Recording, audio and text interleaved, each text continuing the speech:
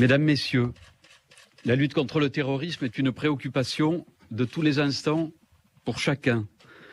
L'autorité judiciaire, en lien constant avec l'ensemble des services de renseignement et de police judiciaire concernés, c'est-à-dire la Direction générale de la sécurité intérieure, la sous-direction antiterroriste de la Direction centrale de la police judiciaire et la section antiterroriste de la brigade criminelle de la police judiciaire de Paris, sont tous ces services entièrement mobilisés depuis des mois au service des citoyens.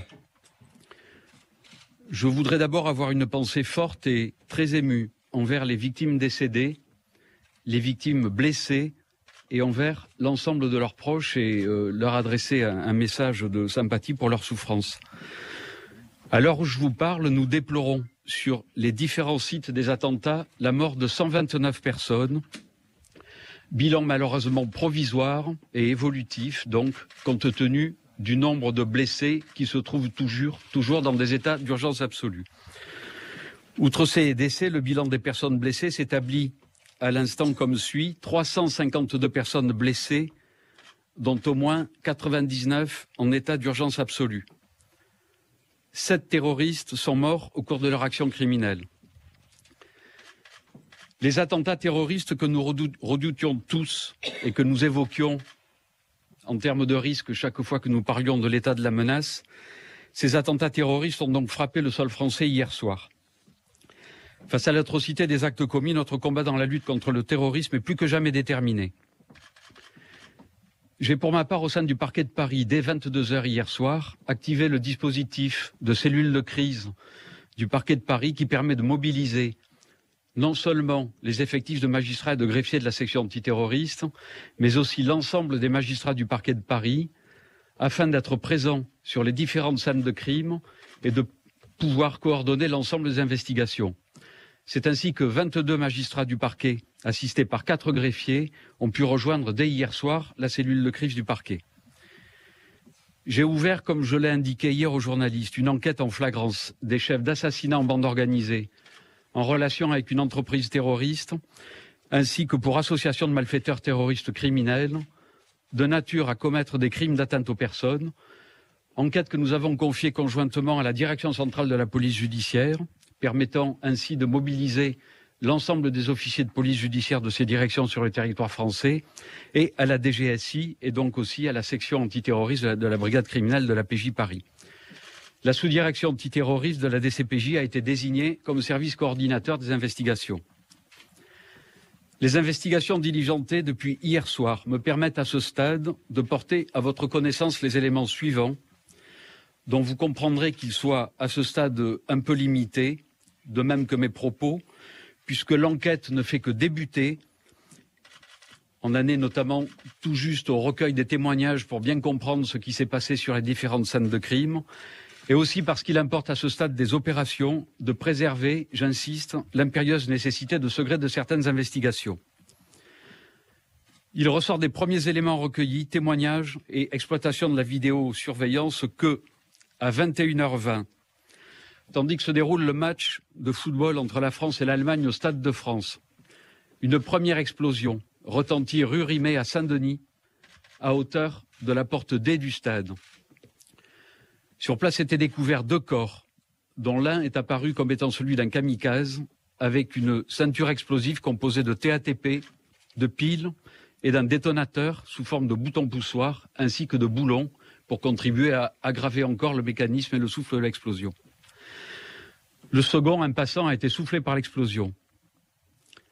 À 21 h 25, c'est la seconde scène, à l'angle de la rue Alibert et de la rue Bichat, dans le 10e arrondissement de Paris, des personnes qui étaient attablées au bar Le Carillon et au restaurant Le Petit Cambodge ont été victimes de tirs de fusil d'assaut de type Kalachnikov de la part d'individus arrivés à bord d'un véhicule noir, décrit par certains témoins comme pouvant être un véhicule Seat type Léon. Sur place était découvert une centaine de douilles de différents calibres, notamment de calibre 7,62 mm. À 7 heures, le bilan sur cette scène de crime s'établit à 15 personnes décédées et à 10 victimes en état d'urgence absolue. Troisième épisode à 21 h 30. Une deuxième explosion a retenti porte H du Stade de France, toujours rue Rimet à Saint-Denis. Sur place était découvert le corps d'un kamikaze, un second kamikaze, donc porteur d'un dispositif identique, donc un gilet explosif, identique à celui du premier kamikaze de la Porte D.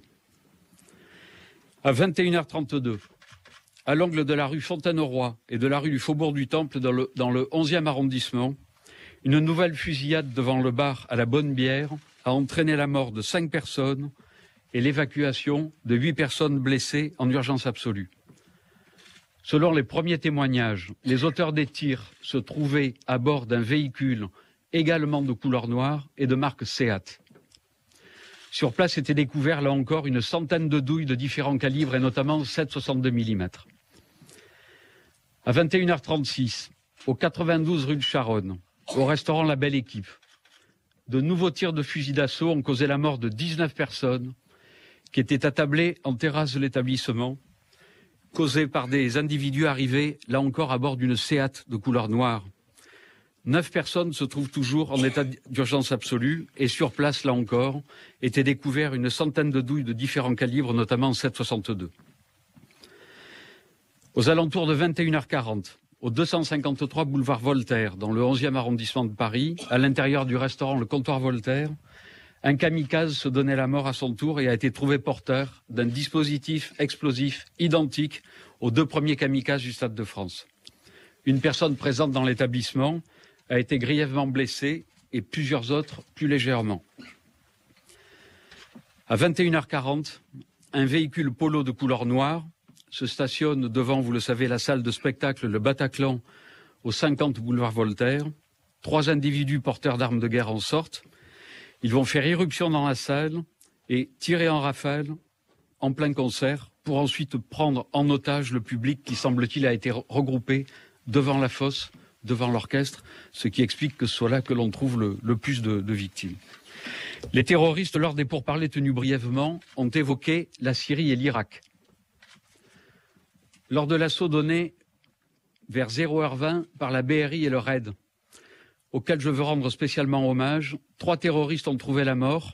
Le premier, tué par un tir des forces de l'ordre et l'explosion du dispositif explosif qu'il portait, tandis que les 2 autres, chacun, ont actionné une ceinture explosive qu'ils portaient, qu'ils ont donc actionné au moment de l'assaut des forces de l'ordre. À l'heure où je vous parle, on décompte 89 victimes décédées et de très nombreux blessés.